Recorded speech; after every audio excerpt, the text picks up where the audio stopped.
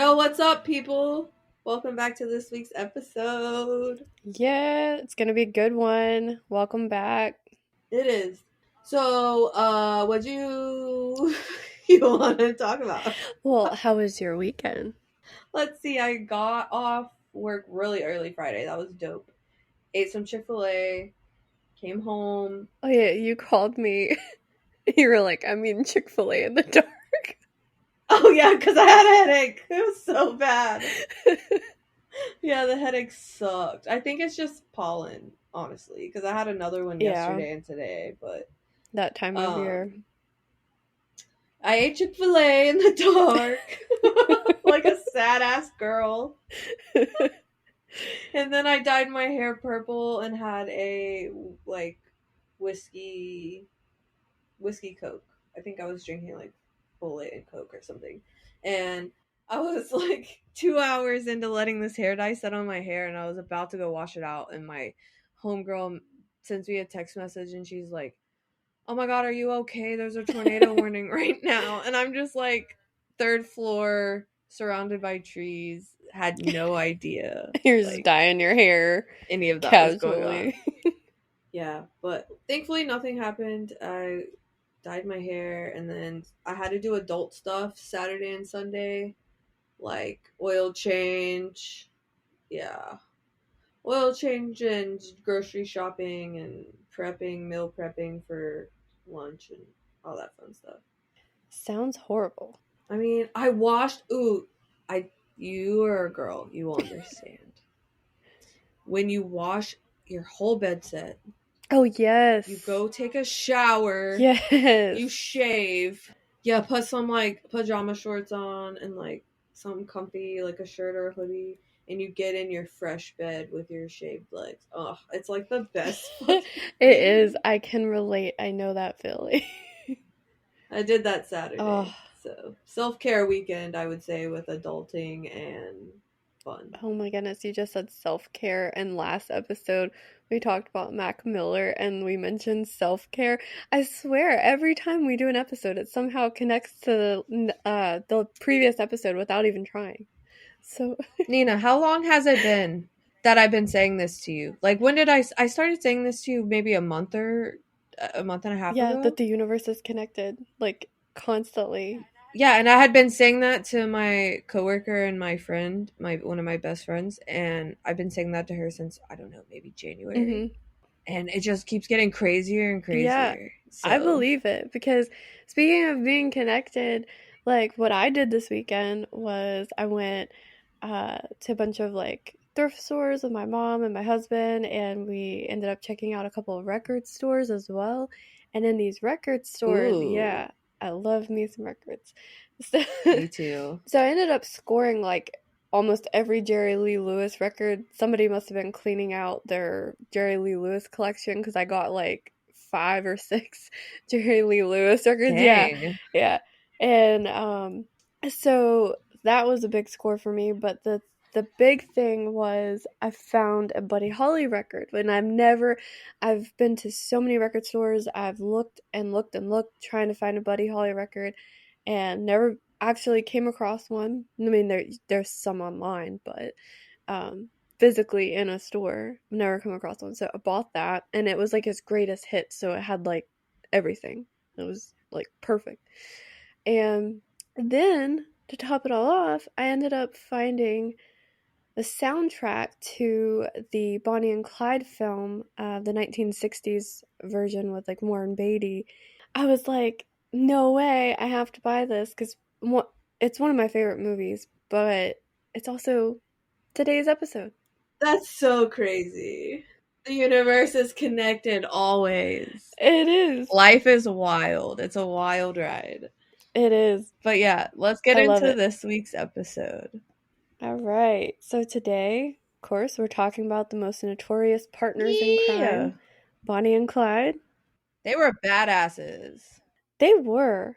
A lot of people saw them as like robbing from the rich, given to the poor, like Robin Hood kind of thing, because they were in the Great Depression and they Yeah, were. I could understand that. Yeah. So this episode is kind of a tough one. It's dedicated to our grandpa, whose name is Clyde. He shares the same name with Clyde, the criminal, but our grandfather was not a criminal. No, Um, he was like the sweetest man you'd ever meet. yeah. But this month, actually, it's going to be 4 years since he passed away, which is really rough. But it's also his. It's hard to believe. I know 4 years already. Yeah. Um, his birthday's also this month, Mhm. so that's kind of cool. Like, in a way, we get to celebrate his birthday, but a couple days later, it's like his anniversary of his death, so it sucks. But Yeah. he was our world. Yeah. He was. He was the best. And he was very mysterious too. Yeah, he was. He, He very quiet unless he knew you. yeah, if he knew you, like depending on his mood, he might strike up a conversation. Joke with But you, yeah. make fun of you, Yeah. but in a like loving way, never in a mean Yeah, way. for sure. And he was often called the Man in Black, like Johnny Cuz Cash. he loved listening to Johnny and he Yep. always wore black, which is, it's crazy. I went to Nashville with one of my exes and I actually got to meet Carlene Carter and I told her all about Clyde Ray.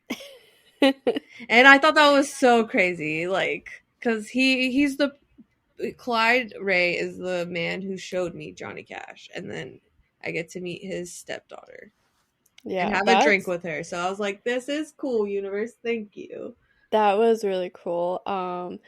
And I know he would have loved to have heard about that. Oh, I think he was like there in spirit. So speaking of mysterious, he even went missing Oh, this as a is teenager. wild as hell. This is crazy. Yeah. So he went missing as a teenager for like a couple of weeks, and he came back. No one knew where he went, Yeah, didn't they or say what. like the soles of his shoes were gone? Yeah, like this. He had no soles on his shoes. He had like wrist or burn marks on his wrist or something. Like he was like Yeah, it was really weird, some weird really stuff happened, and sketchy. he never Yeah, he never spoke about what happened to anybody. we didn't know about this until did we find out when he passed? I think I heard mom and them mention it like when we were teenagers, but they didn't know what happened either. And like he wouldn't talk about it. It's like they didn't talk about it with him. But then I kind of forgot about it because like no one ever talked about it. And I forgot Yeah, about it until he passed away and it kind of came to the surface again. Yeah. because he was supposed to tell our grandmother on his deathbed, but unfortunately he didn't get the chance to. Yeah. And I mean, it's a secret that he took to his grave. I mean, no one knows what happened, and his That's so family, cowboy like though. yeah, and his family, like his sisters and stuff, said when he came back from wherever he was never the same. Like he didn't, they said he used to go off by himself and And stuff, and joke a like lot. yeah, and he didn't really do that as much anymore, and he wouldn't go off by himself. Like he always made sure He like one of wouldn't his go brothers anywhere was with alone. him.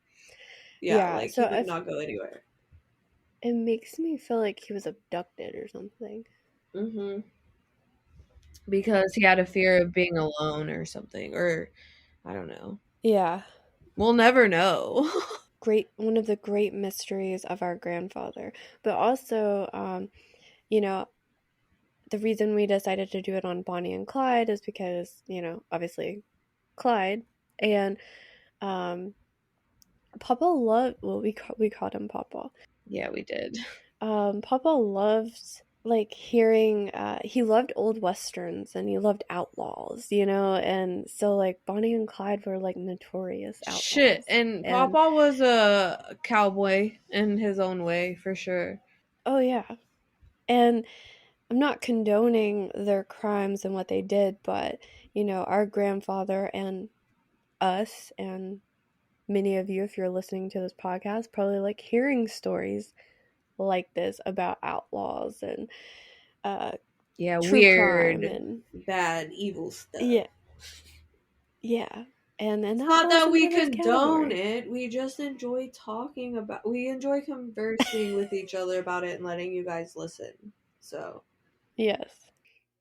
Before we get into the story, something interesting. So, our grandfather's name was Clyde, and my husband Drew, one of his grandmothers is named Bonnie. oh, oh, Yeah, so but what I find interesting is like this happened Bonnie and Clyde in the like 1930s, and like our grandparents were born in like the 40s.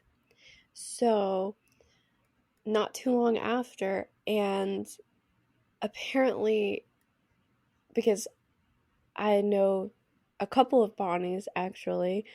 My grandfather Clyde was the only Clyde that I personally knew, yeah, but same. Bonnie and Clyde, it Like after what popular happened, names. yeah, it still didn't deter people from naming their kids after these like outlaws. So they were still pretty popular names back in the day. Hell yeah, praise Dale. Know what I'm saying? Yeah. I really don't praise Dale. Dale Earnhardt, come on, number 3, baby. When were we talking about NASCAR? No, it's just a saying people say when you're about to like when you don't give a fuck. It's like hell, raise hell, praise Dale. Fuck yeah. He didn't give a fuck. He went fast as fuck around that turn. Like, what do you mean? I don't know, I've just never heard that. I'm gonna start using that. I Okay, like Urban it. Dictionary that shit. Raise hell, praise Dale. I will. I know. Okay. So I feel like even if you don't know the whole story about Bonnie and Clyde, you know who Bonnie and Clyde are, even 89 years after their death, because they reached such levels of notoriety. Yeah, it's crazy. They're in songs and there's movies and it's like a saying.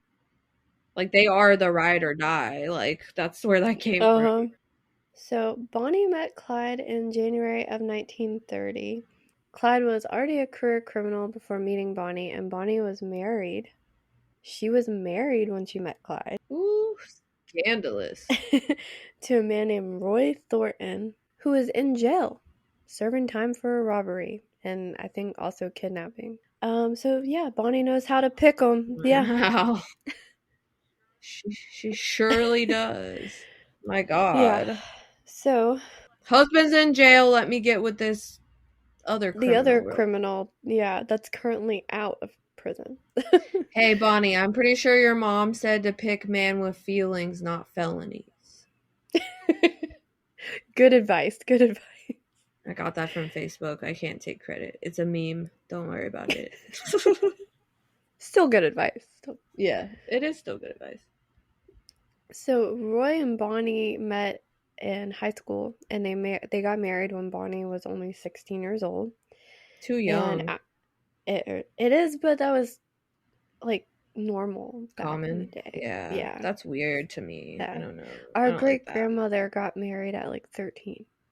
So Yeah, and popped out 12 babies. The times have changed.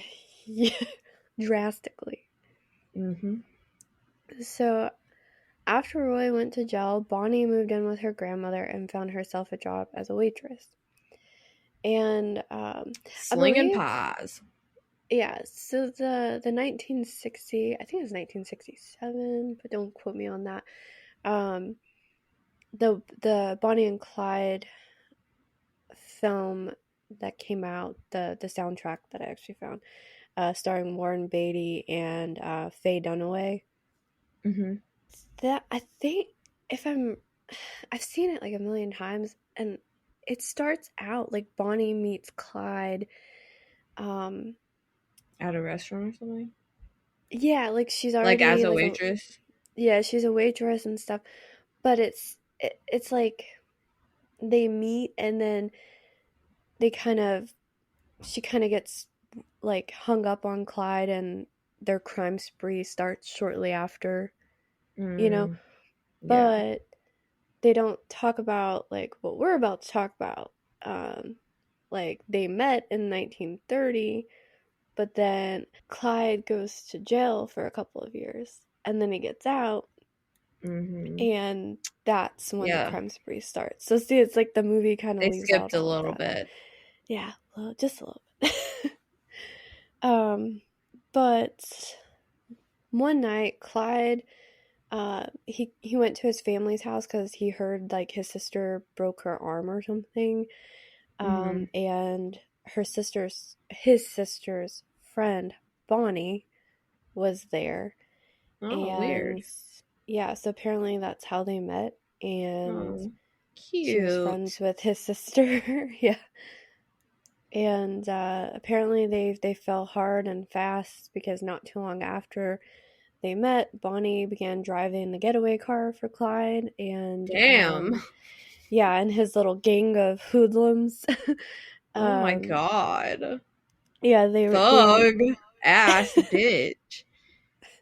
they did a string. They had a string of holdups around town, and uh, basically Clyde was on the police's Yeah, the uh, police's radar. the police's radar. Yeah, just sounded weird. Police's. The Um, police radar. the police radar. And Clyde was arrested and thrown in jail in Waco, Texas. No way. In Yeah. Waco? And that's what I found when I was doing research. I was in Waco. So, yeah. Damn. Coming back full circle. Connected. Mm. So, uh Bonnie went to visit Clyde in jail, and she met his cellmate Frank, and Frank told Bonnie he could break them out if only he had a gun. Well, duh. I know, I feel like anybody could break out Duh. if they had a gun. Yeah, if only I had a gun. Yeah, No, like, you mean like a toothpick, a credit card, yeah. something If to pick the only lock, I. not a gun. Okay, so Frank told Bonnie where to get a gun, and Bonnie was able to locate a gun that she swiped from Frank's parents' house, and she took it to Clyde.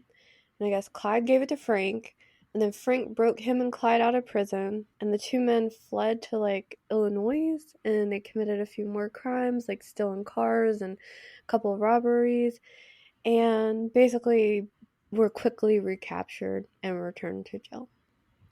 Well, that sucks. Yeah, Why you get out and then commit more crimes? They're exactly. already looking for your ass. Clyde was sentenced to do 14 years at Eastham Prison Farm in Texas for his crime. Eastham Prison is apparently very harsh and very like brutal. Like it's they don't care. They work you to death. But before that, I Mm-hmm. was gonna say when Bonnie left Roy, she swore off all men, and then she met Clyde. So, Yeah, and she was just like, oh, there goes yep, that, out the window. exactly. Love at first sight. Done. Gone. Yep. This prison was so bad that while Clyde was serving his time there, he came up with a plan to chop off a couple of his toes with an axe in hopes of being transferred to a less harsh facility. Yeah, he never could walk right again. Yeah, he chopped off his left big toe and part of another toe. And Oof. Ah.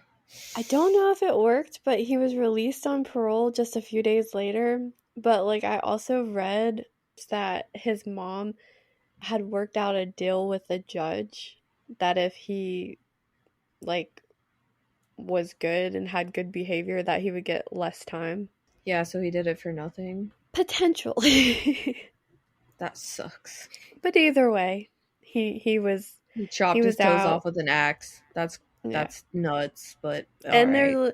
there's a lot of speculation too if he did it himself or if he had another like prisoner do it.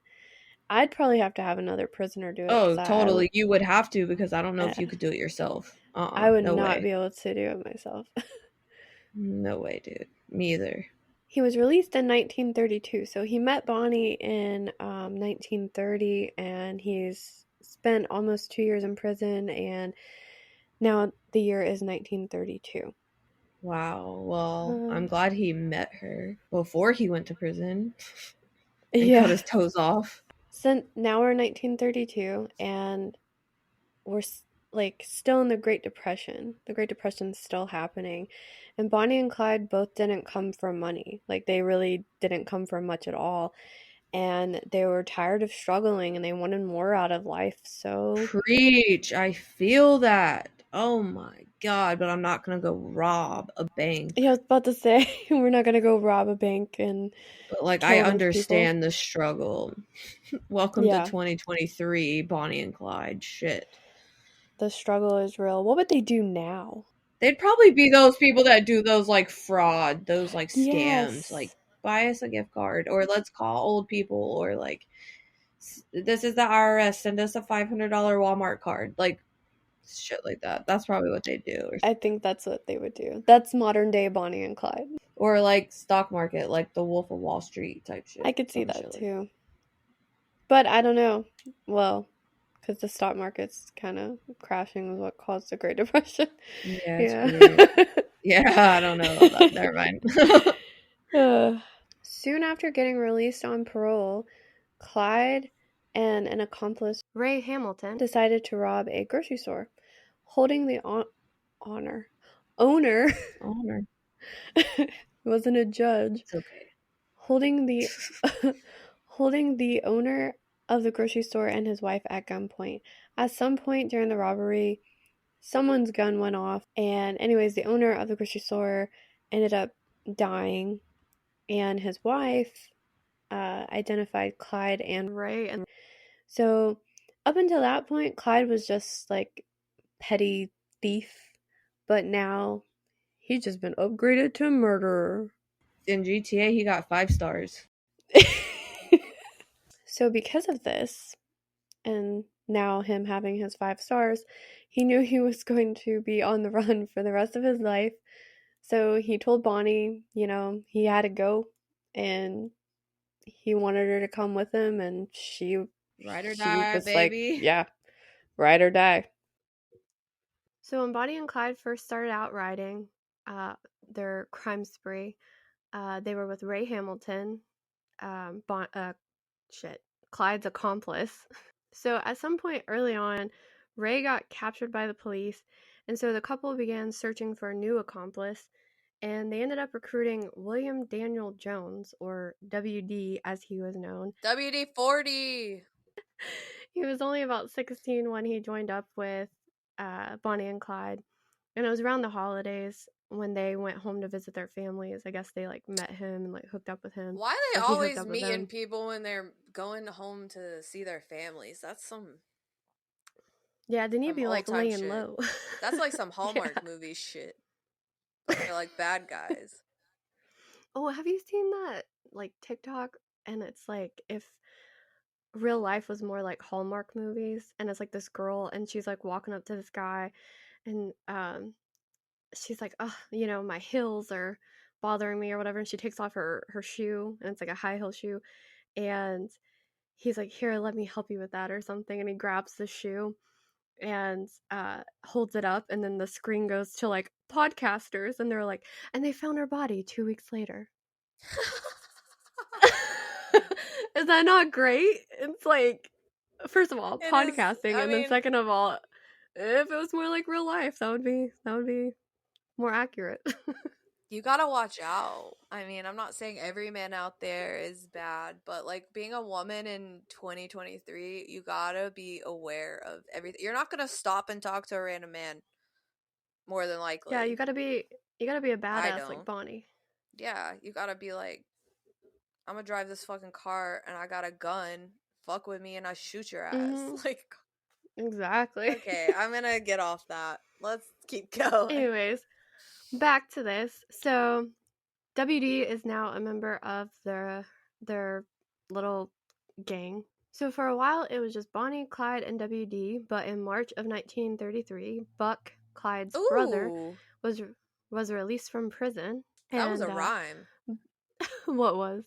It was just Bonnie, Clyde, and WD, but back in the March of 1993.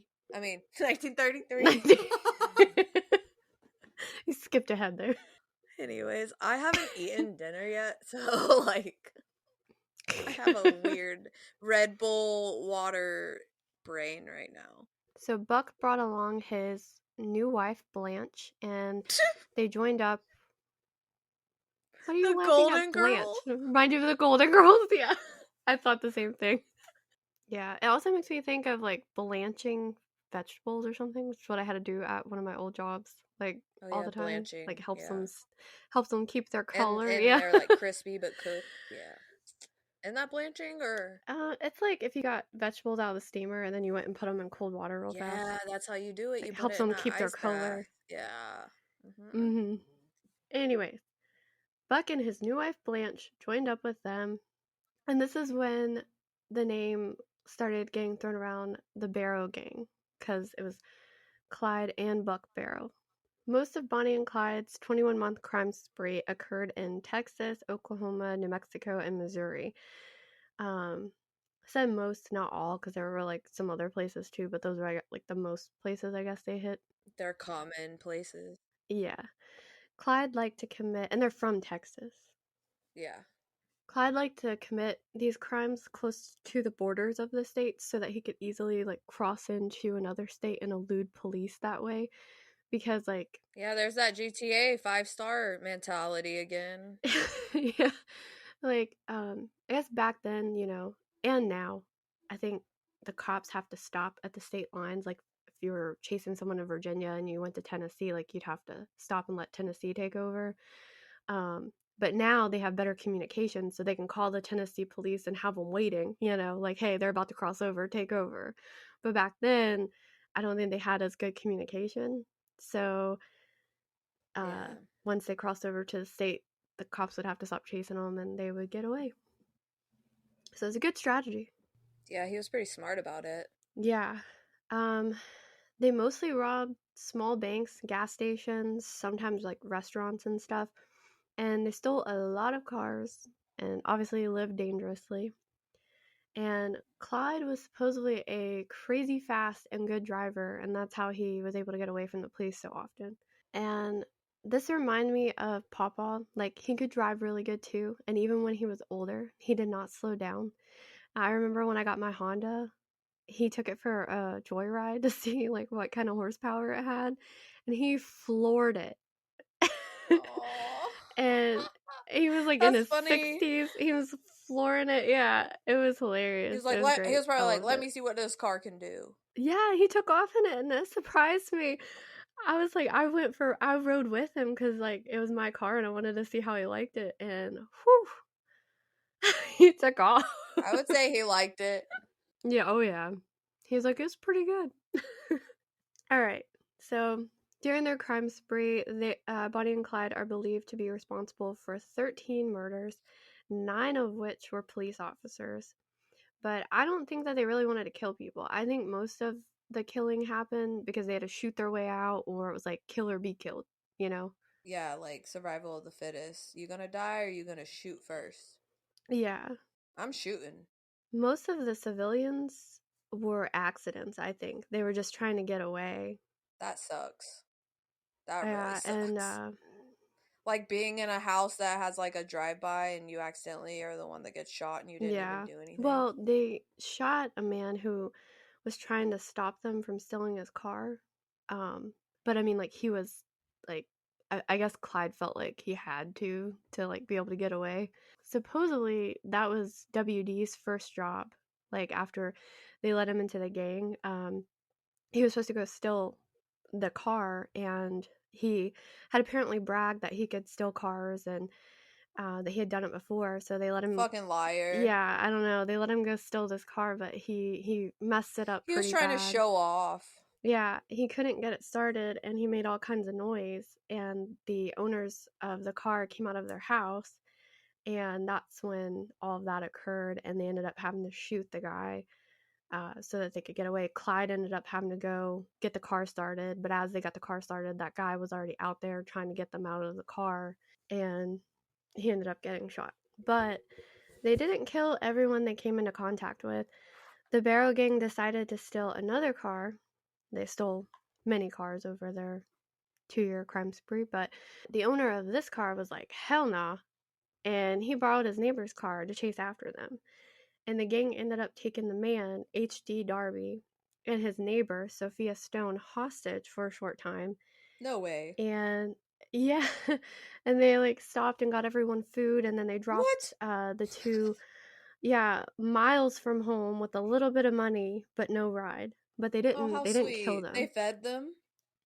Yeah, and That's nice. I'm so Darby, hungry. I wish someone would feed me.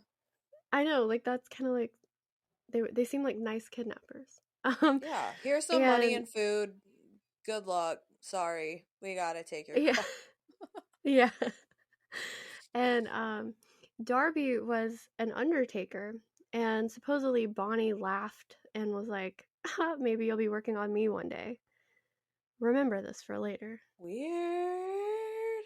Also, this whole like kidnapping is actually portrayed in the movie Bonnie and Clyde, the 1967 version with Warren Beatty and Faye Dunaway. That's the only one that I will refer to if I mention the film, because I don't like the other ones. Okay, got it. But anyway, Gene Wilder is the poor sap that gets his star colon. His colon. His star colon. His star colon. Gene I was Wilder like, what the fuck is she talking about? Gene Wilder is the poor sap that gets his car stolen. I almost did it again. I know. Oh, anyways, the point in this part in this film is hilarious. Like, it's even more funnier than me like not pronouncing words correctly. And while in Missouri, a motorcycle officer stopped them, and the gang like pulled out their guns, and they forced the officer into their car, and not too long after that, their car battery died.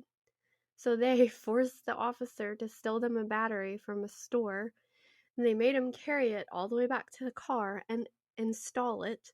They just used the officer to get a battery.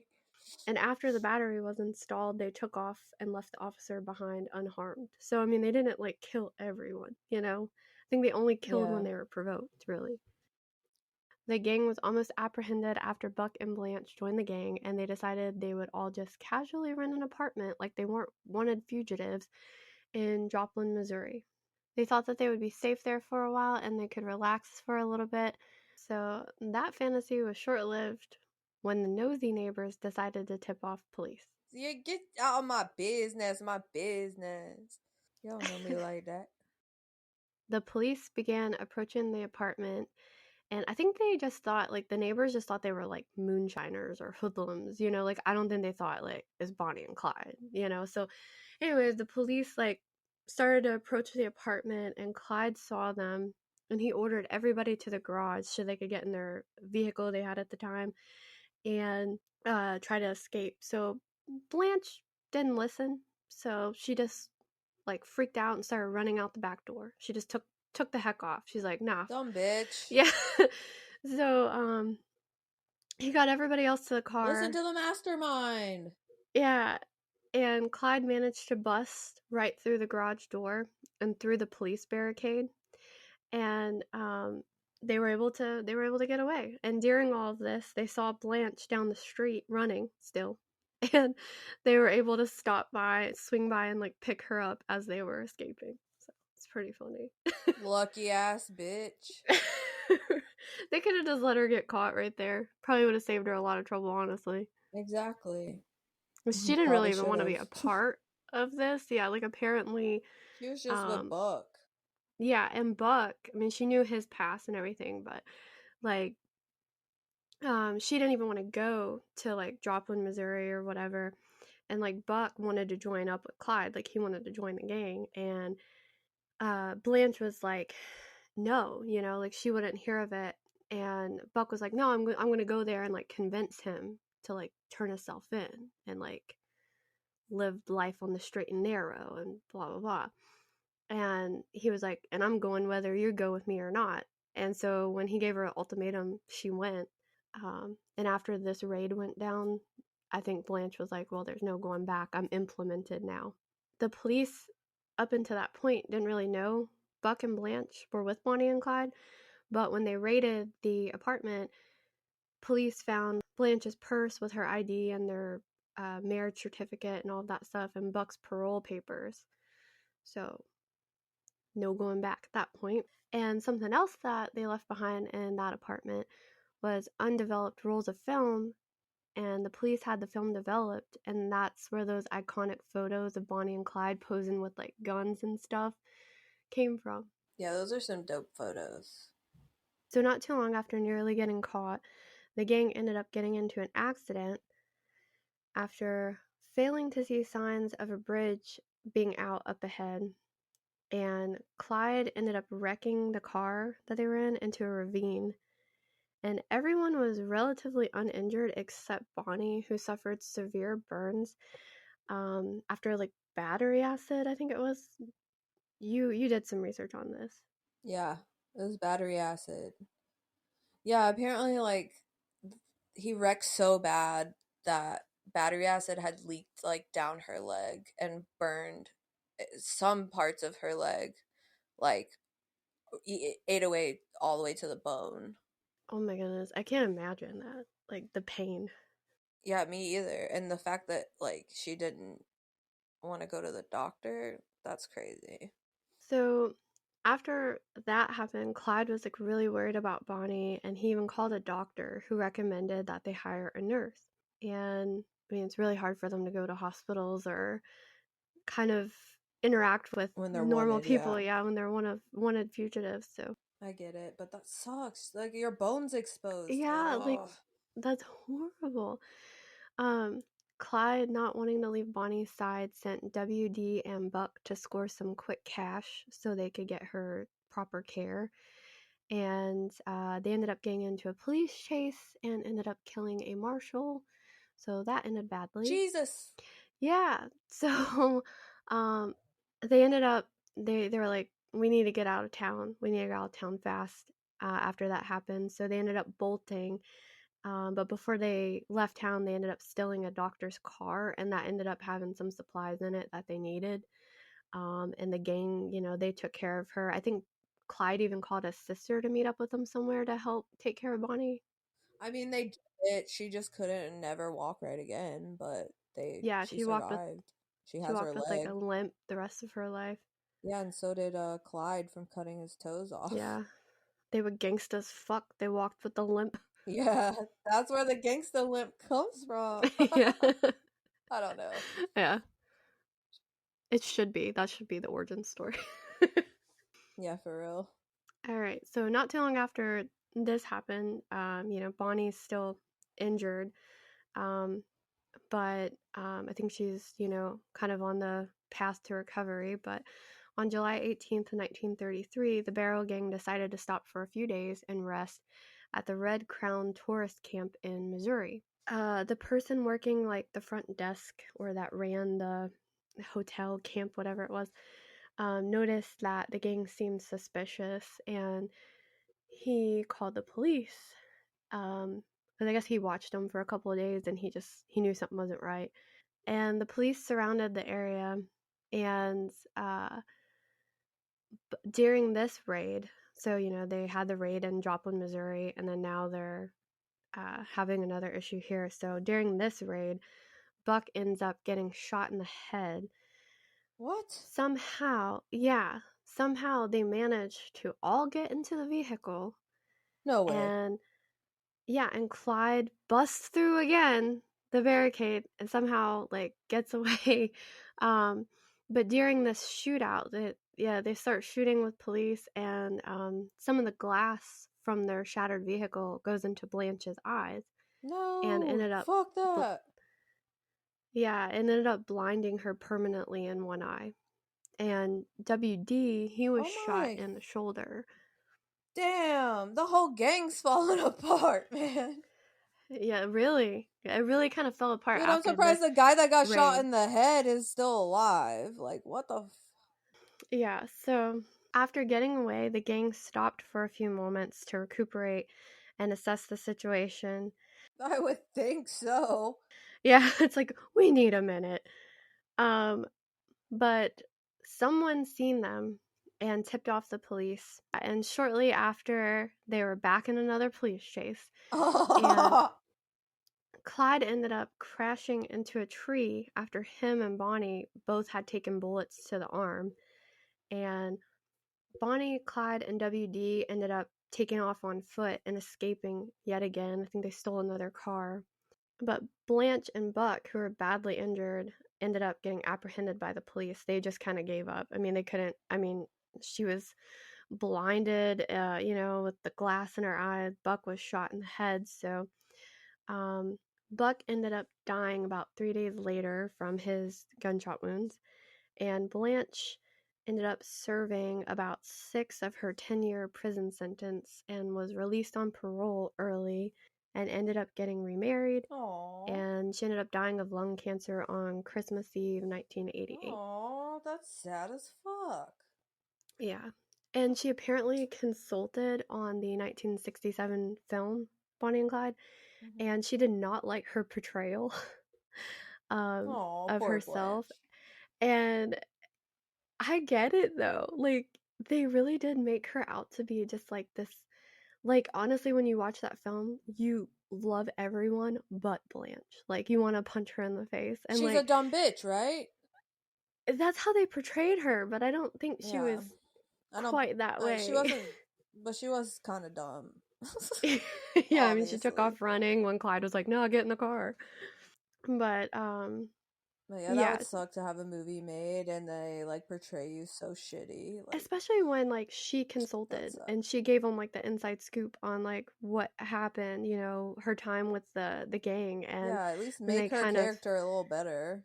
Yeah, they kind of screw her over a little bit. All right, so that was the sad ending of Blanche and Buck. But not too long after this, now the gang's back to 3. Yeah, and not too long after that, WD was like, I've had enough of this life of crime, and he ended up getting captured by the police. And he said Clyde forced him into crime and he helped the police, like, giving them some information on Bonnie and Clyde. So he kind of flipped on them. Snitch. Yeah, never know who your friends are. Never trust someone named WD. So after losing WD, Blanche, and Buck, Bonnie and Clyde needed some help. They needed some new accomplices. So they staged a prison break, and they broke old Ray Hamilton out of prison. Not just any prison. He was in the same one Clyde was at, the super harsh Eastham prison farm. During this prison break, a guard happened to get killed, and police were just so fed up at this point with Bonnie and Clyde and their shenanigans. So they decided to hire a former Texas Ranger named Frank Hammer to capture them. What was that show? Walker, Texas Ranger? Yeah. Yeah. They have a remake to that now, just called like Walker, and it stars Jared Padalecki from Supernatural. Why do they keep remaking stuff though? That's all they know how to do. New stuff. I know. They don't know how to get original content anymore, apparently. Yeah. Anyways, back to Bonnie and Clyde. All right, so after the prison break, Ray decided he was going to join back up with Bonnie and Clyde. I mean, you should. They just broke your ass out of prison. Yeah, you owe them. That's your debt. Yeah. And he brought along another inmate that he met in the prison named Henry Methvin. I suck at names. To join the gang too. And this was not a good match for Bonnie and Clyde, like, at all.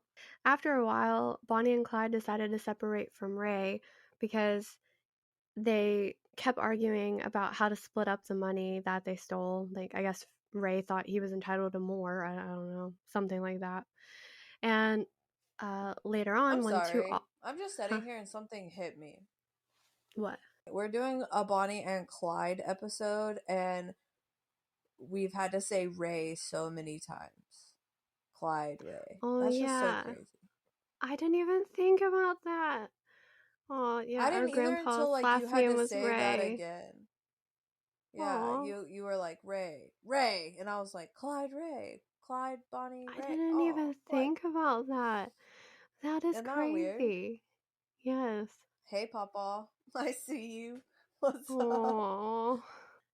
When two police officers tried to approach them, Henry ended up shooting one of them, and Clyde had to shoot the other one, and both police officers died. And like Clyde didn't really want to do that, but like Henry kind of put him in a Uh-oh. position. So yeah, not too long after that incident, they knew the law would be coming for them even harder than it already was. So they went home to visit their families one last time around the beginning of May 1934. And during this visit, Bonnie supposedly gave her mom this poem because Bonnie was a big poetry writer. She was really good at it too. She really could have done something. Yeah, she wrote a couple. She wanted to be famous in any way. So, like, she dabbled in a bunch of different things. Yeah.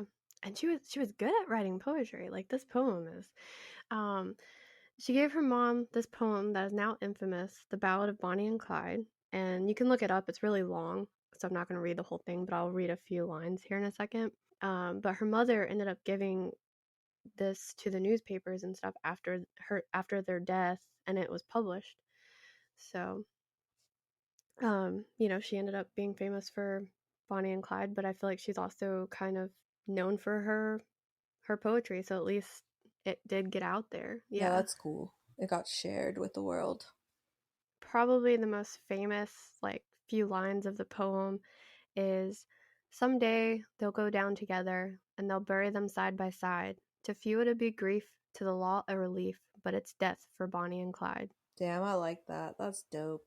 I love it, but it's so sad.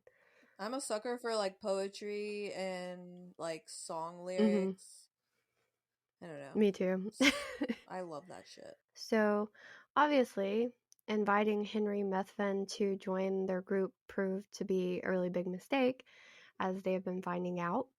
And the police were tipped off that Bonnie and Clyde were in a certain area in Louisiana where Henry Methven's family lived, and they had been hiding out there. Apparently, the police learned that Bonnie and Clyde and some of Henry's family staged a party at Black Lake, Louisiana on May 21st, 1934. Yeah, I guess they were partying it up Hey, right before. Gemini Yeah. Taurus Oh, yeah, that's your gang. birthday. Shit. I didn't even May realize that when I was 21st. reading it. Let's go. They were partying on your birthday. Yeah. Yeah. I did. Thanks, Bonnie and Clyde. Appreciate y'all. So after this party, supposedly they were going to be coming back to the area in like 2 days. So on May 23rd, 1934, officers, including Texas Ranger Frank Hammer, hid in some bushes beside the highway in Louisiana and waited for Bonnie and Clyde to appear. And when they confirmed their car, they opened fire, not giving them a chance to escape. And just like that, Bonnie and Clyde were dead. Ooh, what a way to go out. Yeah. Oh, together though. How sweet. They never left each other's side. Ride or die, side by side, Bonnie and Clyde. Yep, I love it. You should write Yeah. poems. And you should be a rapper. I think this is from USA Today. Bonnie Parker had taken one bite of her bologna sandwich when her outlaw boyfriend, Clyde Barrow, cruised into the waiting trap, the police hiding in the bushes. The car was riddled with 167 bullets in less than 20 seconds. Oh, they died fast as fuck. Yeah. In the movie, like, it's crazy. Like, that scene's like, it's kind of hard to watch, but it's also kind of hard to look away, kind of thing. They reenact it pretty gruesomely. So after they were killed, Bonnie and Clyde's bodies were taken to a local funeral parlor and furniture store, S.A. Conger, What? in Arcadia, Louisiana. Yeah, I thought that was weird too, but apparently that was like kind of common back then, like a furniture store. I mean, did the furniture store sell coffins? Probably. They probably built them. So it's like, hey, we can do this. Why not also Yeah. run a funeral home? While y'all do that. I Yeah. don't know. Apparently, it was kind of common back then. That's weird. Yeah. Weird flex. Hmm. And so an undertaker who worked nearby came to identify the bodies. And remember good old Undertaker H.D. Darby? that was briefly kidnapped by the Barrow Gang. I do remember he got food and money, but that's it. Yeah. And he was the one who came to identify the bodies, and he ended up assisting in the embalmings. So Bonnie manifested that into reality. Yeah. I thought that was crazy. It was a very interesting part of the story. The universe is connected. Yeah. So after the bodies were embalmed, they were transported back to Dallas, Texas, their home state, by ambulance. And Clyde's remains were taken to the Sparkman Holtz Brand Funeral Home. This building is now known as the Bellow Mansion on Ross Avenue in downtown Dallas. Bonnie's remains were taken to the McCamey Campbell Funeral Home. This building has since been demolished. So the families did not want a double funeral. Why not? I think like Bonnie's family, like especially Bonnie's mom, I don't think she really liked. Did not approve. Yeah, I don't think she really liked Clyde, but I did. She was probably like, "You took my daughter away from me with your gangster ass shit, motherfucker." Yeah, and I think when I was doing research, I read like no one from like Bonnie's family went to Clyde's funeral, except for Bonnie's mom. I think they said that she actually did attend his funeral, which I was surprised because that seemed like the person that would hate him the most. Exactly. Strange. But maybe she wanted to go see him. Yeah, and pay her respects because of Bonnie. But apparently, like all of Clyde's family like came to Bonnie's funeral, so they must have been like cool with Bonnie.